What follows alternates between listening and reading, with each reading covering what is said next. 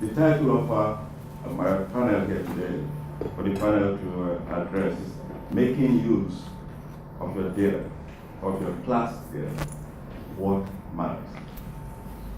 I think in a traditional setting, we teach 50, 40, maybe 20 to 40, 50 students in our classrooms. But now that you have to face a brave new world where you have 200,000 students that will register the first day, 100,000, 10,000, that's a lot of data. A lot of data. What are the data that you really need to collect to make sense of? When you collect all this data, what do they mean? How do we establish common metrics so that we're all speaking the same language? These are critical issues as we move forward in this brave new world. First, do we understand who is a student, a participant, and exactly what is their measure of success? What do we translate our own measure of success to what the students really want? Largely, in our own traditional settings, we know our metrics. Graduation rates in the US, you talk about 6-year graduation rates. That's a big metric in the US. But now, with MOOC, what is success? What does it mean? Retention rate, graduation rate, how many courses do you have to take to really get on your signature track? These are all things that we've essentially established over the last year only. So, but to move forward, there has to be consistent metrics. What do you do in your own particular university or your institution? And how does that translate across the board? So our expert panel this morning will start helping us to decipher and establish some understanding of what they do in their institutions, and also what should we be doing likely as a community. So this morning we have on my far left is Professor Eric Fredrickson, the Associate Vice President for Online Learning at the University of Rochester. Amy Woodgate, the Project Coordinator for MOOCs and Distance Education, University of Edinburgh in Scotland. Next is Laurie Harrison, Director of Online Learning Strategies, University of Toronto, Canada. And lastly, but not the least, is Chuang Do, goes by Tom, a software engineer for analytics, is a leader of analytics in Coursera. This morning, we'll be looking at data, but not the technical data that you may need from Coursera. You can ask him questions later on that. But for today is, how do we establish a common language for data taking, what professors should be taking in their classrooms as we move into the brave new world? So the rules of the road, each panel member will make a short presentation, and I mean short. There's a bouncer at the door, in the middle of the stage. Okay, a short presentation, maybe 5 to 7 minutes. And then we open the discussion, questions and discussion by the panel. So first and foremost, I'd like to call on Eric Fredrickson to make a presentation.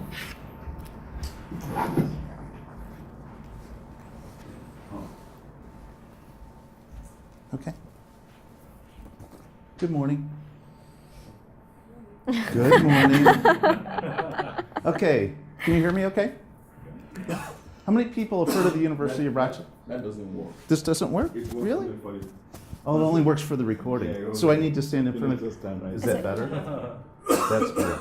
How many people have heard of the University of Rochester before? That's quite a few. How many people have been to the University of Rochester? Oh, thank you. For those that are maybe not as familiar with it, here's at least a little bit of information about the University of Rochester. It's a terrific place. We're not certainly one of the largest universities, but we do have a long history with our 6 schools. We have about 10,000 students, 100,000 alumni, and you get a sense of the sort of the financial shape of the institution. We're a member of the AAU. We joined in February 2013. Sometimes people wonder, for those that haven't visited, I figured I'd put a map of the state of New York over here so you could actually see where we are. We say Rochester, New York, and sometimes people think of New York City. We're actually closer to my friend Lori. We're about 6 hours from New York, but only 3 hours from Toronto. But again, I welcome you to come visit us. This notion about sort of awareness of the institution relates to some of our interests in this activity with Coursera. We have specific goals for our initiative with Coursera. Some of it relates to partnering with great peer institutions like yourselves, the ability to give our faculty some direct experiences with this activity, participation in the sort of worldwide dialogue in this topic. We've also used it as a very friendly catalyst to advance conversations and dialogue on our campus about effective teaching and learning, and it has been a catalyst for other models, forms, and types of online learning courses and programs within some of our schools as well. But this notion about this aspect about awareness is actually another important goal. So we've had a goal about sort of using this as a way to reach a new audience and create awareness about the institution. And so as it connects all the way back to the spirit of this panel, we're sort of taking a look at the data and what it tells us in relationship to some of our institutional goals. So this notion about awareness about the institution, and now as I think about the size of these charts, I'm not even sure the people in the front row can actually read some of that writing on there.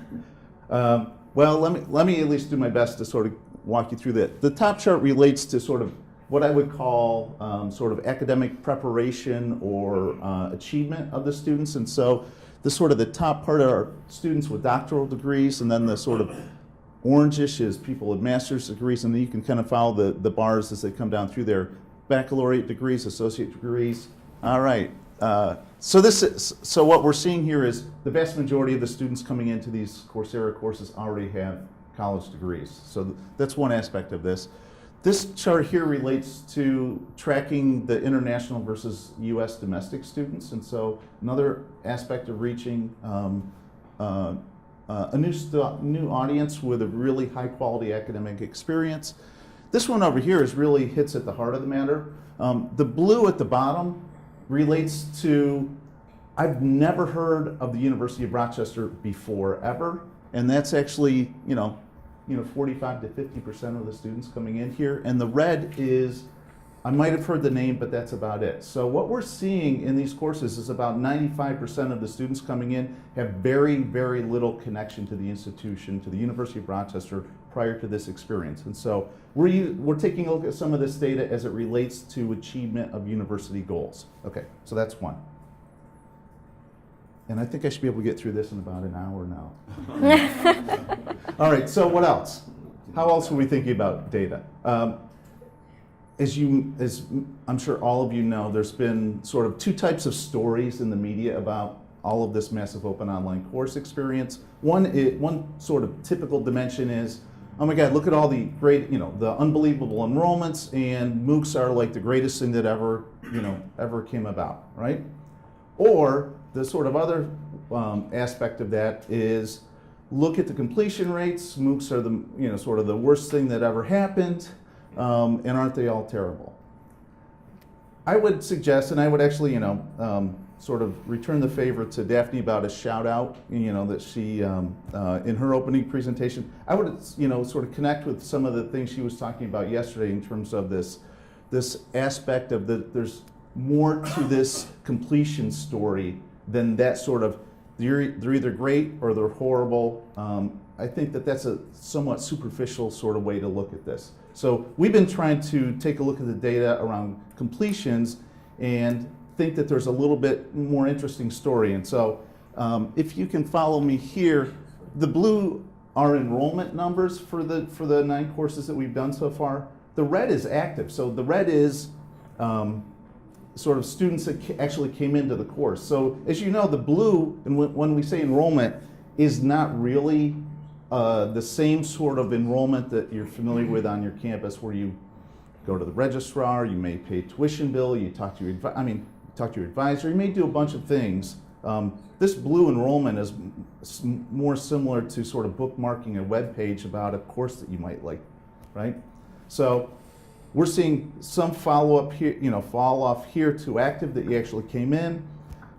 Daphne's right. The next sort of drop off here that I'm calling committed relates to intention, and so we're sort of tracking with the students their intention to actually come in and really do the course. And so what we're seeing across these courses on average is 1 out of 3 of the students in these courses have no intention of actually. Things that we found that are quite interesting, and all of this data is available on our data website, which the URL will be at the end. So this is kind of just a very, very surface level summary of some of the things that we find quite fun, actually. So to start with, because we're quite fortunate, we've done 2+ iterations of each one of our first 6 courses. We now have some fairly interesting things to compare. So we've got courses that technically are very, very similar, but things have changed. The overall, not so much marketplace, but the way that our courses are being kind of disseminated in the press, or Coursera doing more to outreach into different countries, or just essentially that things theoretically you would think could have changed. But actually what we found is that the comparison between the first and the second iterations are actually really, really similar. You'll see that there's a noticeable increase in the Chinese representation on our courses in between the two, and that's really been the biggest difference. And I think this struck us quite a lot, actually, the fact that we were expecting our courses to be different. Different iterations could have different nuances. There could be something that really stood out of, that something has changed here. And actually we found the demographics, the age, the backgrounds, the academic standing had almost not changed at all. You look at the comparisons and they are null identical, which again is in itself really very interesting, that despite doing some of this additional outreach, we're still hitting many of the same groups, which again gives us now something to focus on for how we take this forward. If we want to be targeting a particular area, or if we want to be kind of breaking that norm, that trend, then we probably need to do a little bit more in order to get out to the communities we haven't necessarily reached to. Something we also found quite interesting was in our entry surveys, the correlations between age and different demographics relative to why people are there, and things that we've heard a lot about, and we've kind of put a lot of we give a lot of space to, is that idea of a certificate, and people wanting to have a certificate. And what we found is actually that it seems to correlate quite starkly with age. That the younger demographics seem to be more interested in a certificate than the older demographics. Now, if most of our learners have postgraduate degrees, it's unlikely that many of them are there for a certificate. So it's not surprising that our completion rates are quite low as a general kind of percentage of the total. If most people are there just for general lifelong learning presence rather than necessarily wanting a piece of paper at the end. But it's an interesting reflection. Another thing that we've looked at is tool usage. So whether there's any correlation between watching the videos or interacting with the quizzes and overall completion. What was really, really interesting on this, so engagement is how many as a percentage of the total of the course cohort, the active learners, engaged with each one of those individual tools. So posting to forums, as you see, it's only about 15% in our first iterations and about 10% in our second iterations, but the correlation with success rates to completion is quite high, but not necessarily that much higher than taking the quizzes, let's say, or reading the forums. So posting and almost the lurker actually still has a great deal of value, which we shouldn't underestimate, in that we often kind of see a measure of success as lots of people are engaging with the forums and writing posts, when actually people are also getting a lot out of it just by reading the forums themselves. But what is interesting and quite stark is the peer assessment. Now, this comes with one note of caution in that EDC, so e-learning and digital cultures, in order to pass the course, you had to do the peer assessment. However, we also had Introduction to Philosophy with an optional peer assessment. Although a small cohort, of that cohort, 98% were also completers of the course. So it's that idea that they were interested in additional resources, additional testing methods, and that engaging with those optional bits was a fairly clear indicator of whether or not the person was interested in completing and getting the full experience. But yes, an interesting comparison where one is optional and one is mandatory, and still the conversion is similar. Don't take of that for what you will. Another thing is returning students, so or returning learners, I should say, in that obviously with having second iterations now, we can see how many people did the first course and the second course, and now with our third iterations, we're also looking at how many did 1, 2 and 3, or 1 and 3 and so forth. But what is interesting about this, on the green points here, there are returning learners who also completed the course. Now, as an average, that is significantly lower than the overall cohort for completion rates. So if you are a returning learner, we have found that you are less likely to complete the course than your non-returning peers, which in many ways is what you would expect. And I think this is a fairly common piece of the research, is that we've often found data that essentially backs up our first thoughts on what it was going to tell us. We had a fairly clear understanding based on other kind of classroom activities that this kind of thing might happen, and now we have data to show that it does, and that's quite nice, quite reassuring. We haven't had that many surprises, but yeah, again, interesting nevertheless.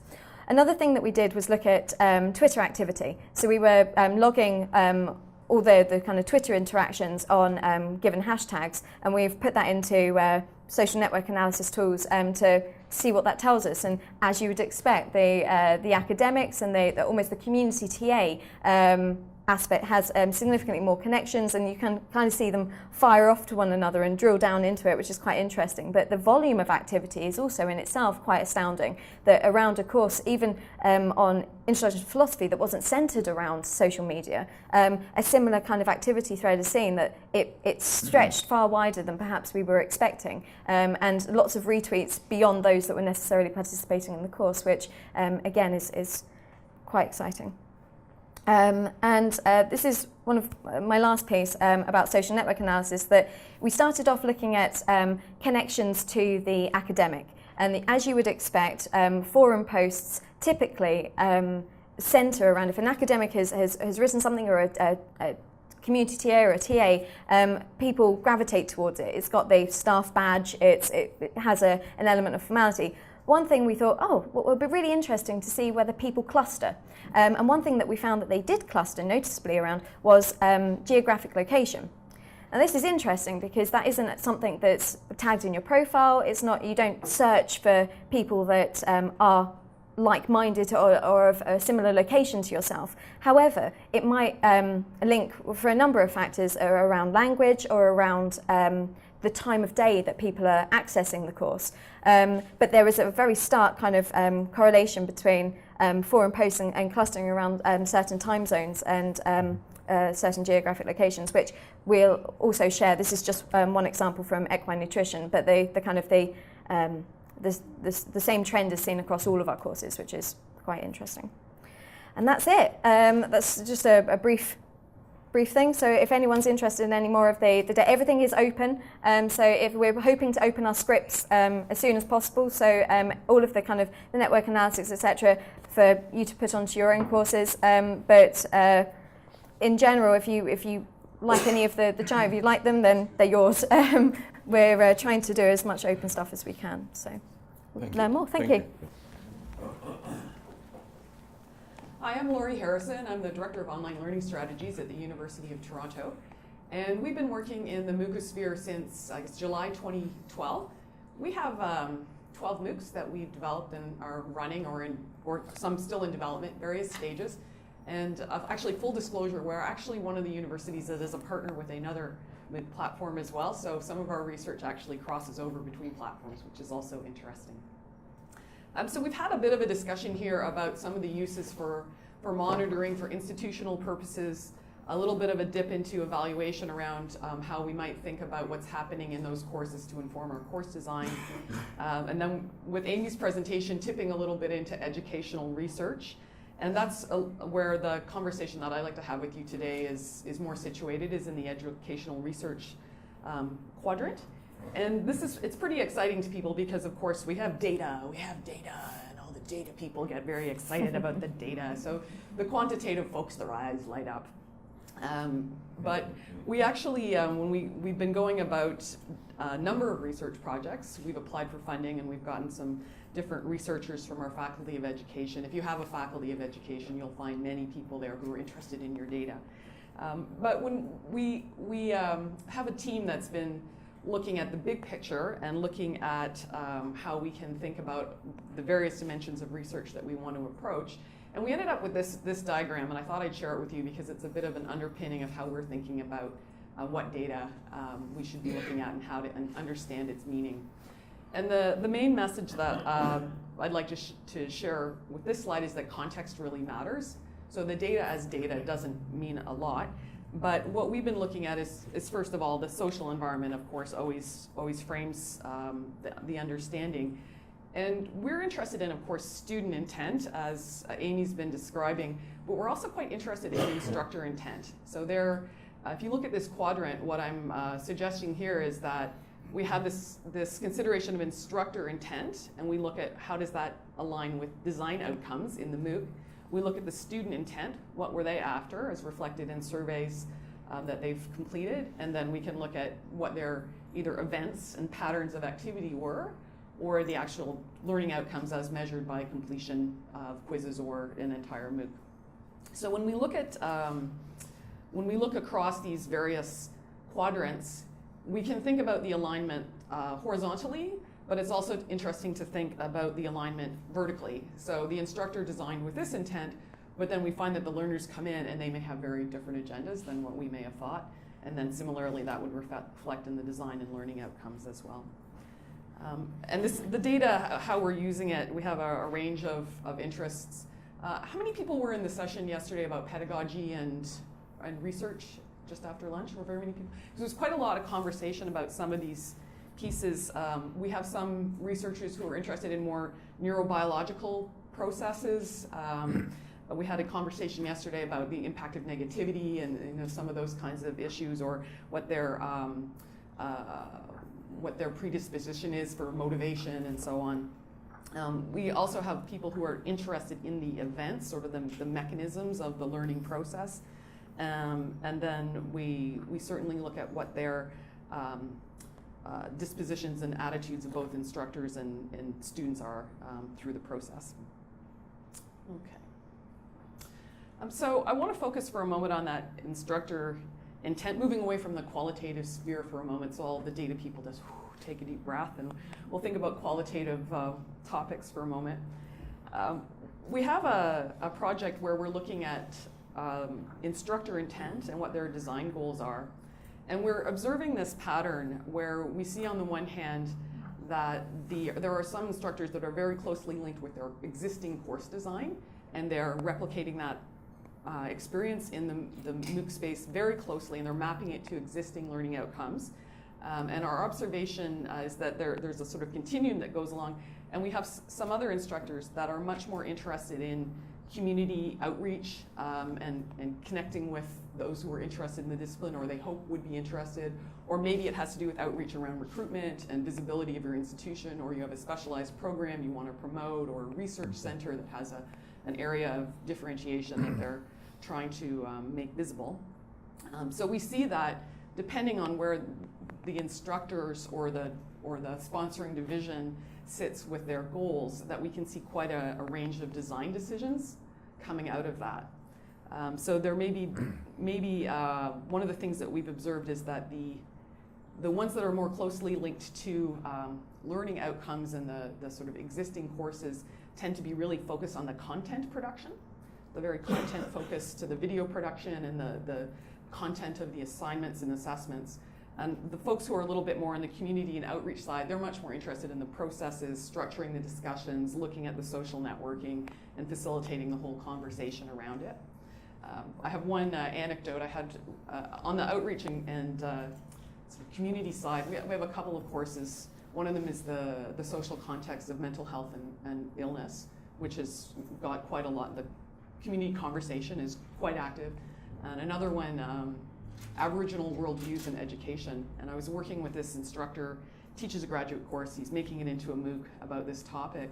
And we were talking about assessment and what assessments was he going to use. We're doing our design workshop. And he said, I don't think I'm going to have assessments. Assessments aren't important. We're just going to talk about these things.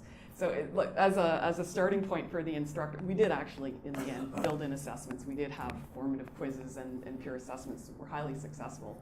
But he linked his peer assessments into his discussion forum, and they shared all of their peer assessments into their discussion forum because it was all about process for him, because it was all about discussion. So there's a lot to unpack there about what were the initial goals if you're looking at data, especially if you're looking at data across courses and trying to compare between different MOOC courses.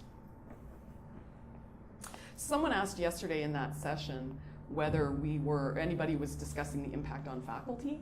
So this study is actually looking at the impact on faculty, and we're interviewing our faculty and asking them questions about how it affected their thinking about their teaching.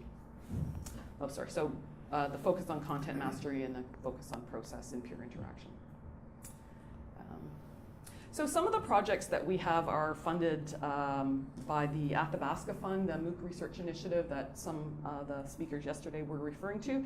We received 3 of those grants, and this is one of them that actually bridges across 7 different MOOCs where we've captured common survey and data. It's called Hatch, Match, and Dispatch. The hatch has to do with the instructor intention, so what was the idea they were hatching? The match has to do with how does that match with student interests and the student perspective, and then the dispatch is how did that all work out? So that was our grand goal. Over the course of the project, we began by looking at frequent sequence analysis, so we applied frequent sequence analysis to various partitions. We looked at the principal characteristics, and we ended up distilling down to this quadrant of, or these axes of enjoyment and betterment, which also ties in with what Amy was saying, that we have this real significant pattern of what were their intentions coming in and how does that play out. This particular chart that I'm showing you here is just mapping them across betterment and enjoyment, small b, small e, big B, big E, and the colored dots represent are they lifelong learners, students, professionals, academics, researchers, and so we're just looking at the patterns across that. This was the patterns that we are seeing, and we're still in the middle of this project, although we did have to submit our interim report yesterday, which was sooner than we would have liked it to be. We're continuing working on this one. We're tying it in with the dispatch piece, with looking at the outcomes on their quizzes and also exit surveys about what their experiences were. So the process that we're going through, we hope to tease out, in this case, on the educational research side of the house, a little bit more that's contributing to learning theory. So not just the course design piece, but we're actually trying to pull this a little bit more into educational research. So the folks who are into learning sciences or self-regulated learning or those kinds of theoretical areas are attracted to this type of data. Some of those instructors are focusing on particular patterns in non-traditional uses of MOOCs. So this is another area in the analytical research that we're exploring. This MRI is, this one is looking at the uses of MOOCs between sessions. So we're looking at the uses of archived MOOC material in between. So rather than looking at what students are doing during the sessions, we're looking at what they're doing outside the sessions. So using it for remediation or between sequenced MOOCs. This is a quote. I read this article recently. I don't know if anyone else saw this one, but what do sequence and process mining methods contribute? And this really spoke to me because this, the authors pointed out that just because we have a lot of data doesn't mean that we're going to be finding out anything meaningful from it. So we always have to look at this sort of layering of the intents, what the contexts are, what the mechanisms are, and what the learning outcomes are to get an average count of what's really going on here. And if you'd like to see more about our research projects, our URL is open.utoronto.ca. Thank you. Sure. Tom? Okay. Hi, everyone. I'm Tom Doe. I lead the analytics team at Coursera. So we're actually, I guess, a data and analytics team, and a joke that we like to make often is that the data and analytics team at Coursera reduces the number of database insights at Coursera, because what we actually do is tell people all the time, no, sorry, your results are not statistically significant. So what I'm going to do is I'm going to actually address a somewhat controversial topic, the topic of learner retention. So there are a couple common themes when it comes to retention. I think this is something that Daphne highlighted in her keynote. So you see a couple things, such as sometimes people worry about low retention rates, 5% retention rate, that's terrible. Or other people might say, like, actually let's pay attention to the numerator in the fraction, how many people complete. That's thousands of students who got a statement of accomplishment, that's awesome. Sometimes people talk about student intentions. People will say that, if the students never really intended to complete anyway, maybe it doesn't matter, we should focus on goal completion, or just make sure that students are satisfied with their experience. There are a lot of different approaches here, and today what I'm going to do is I'm going to take a somewhat controversial look at this and argue that perhaps there are ways for retention to be meaningful. Okay? So Signature Track. So Signature Track is Coursera's paid certificate program. And in Signature Track, there's a notion of what we call informed commitment to complete. So when you sign up for a Signature Track class, you know what you're getting into. You've been through part of the class already. And now you've said, I'm going to make a commitment to actually finish this class. I'm not just going to take a guess right before the beginning of the class. I've experienced some of the class. I know enough of how the professor teaches, what the assignments are like, and I'm ready to say, I'm going to put down some money that says I'm going to complete. So in that sense, if you look at completion rates in Signature Track, in some cases you could argue that perhaps a retention rate that's based on informed commitment is perhaps more meaningful than a retention rate that's just based on whoever happens to click that green button that says sign up for this course. Okay? So using that as a guiding principle, there are a lot of things that you can actually say about retention rate. Here I've shown an example of a graph that compares Signature Track retention rate across lots of Coursera classes against completion rate based on lecture watching. Okay, so completion rate based on lecture watching, what that means is the numerator is the total number of people who pass the course. The denominator is the total number of people who watched at least one lecture. Okay, so that's the baseline there. And what you see is there's very clearly a positive correlation between the two. It's not a perfect correlation, but there is a positive correlation. So take a moment to reflect what that means. Okay, that means that while lecture watching completion is not necessarily an indicator that students intended fully to complete, it is nonetheless correlated with Signature Track completion. That's something that's very powerful. But there are a lot of open questions still when it comes to retention. So even what is the right numerator? Do we really care about completion? Is that what we want to focus on? When I talked about Signature Track informed commitment to complete, that was still a completion-based metric, but perhaps there are other goals that students have. Another question is, what is the right denominator? So here, not every class is on Signature Track. Not every learner intends to sign up for pay. But do we really know that lecture watching is the right outcome? So one of the things that we can actually do is we can try out different retention metrics and see which of these correlate strongly with Signature Track retention. We've done this in a number of cases. We've looked at assignment completion, we've looked at lecture watching completion, so on and so forth. We found that actually, despite the fact that lecture watching is such a low barrier, it's in fact one of the most strongly correlated things with Signature Track retention. But a thing to note about it is that the scale of the completion rates is entirely different. So lecture watching completion rates tend to be much lower than Signature Track completion rates, but they are correlated. So it's important to pay attention to scale. There are things that we should think about: student satisfaction, goal completion, but there's another form of retention that we often neglect, which is learner retention. how much does the learner actually remember about the material that they study in a class? That's something that's actually very important and is not captured by any of these metrics. One final point that I'll touch on is something that was alluded to earlier, which was about student intent and motivations. So today in Coursera, one of the things that we've started doing is we've started asking these intent or commitment questions prior to every course.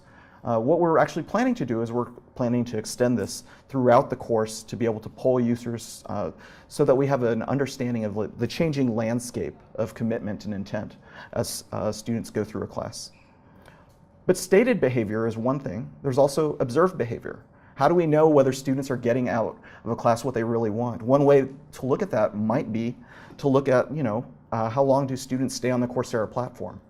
If they actually jump from class to class to class to class, but they stick around forever, then that means that they're probably deriving some real value, or at least some type of enjoyment.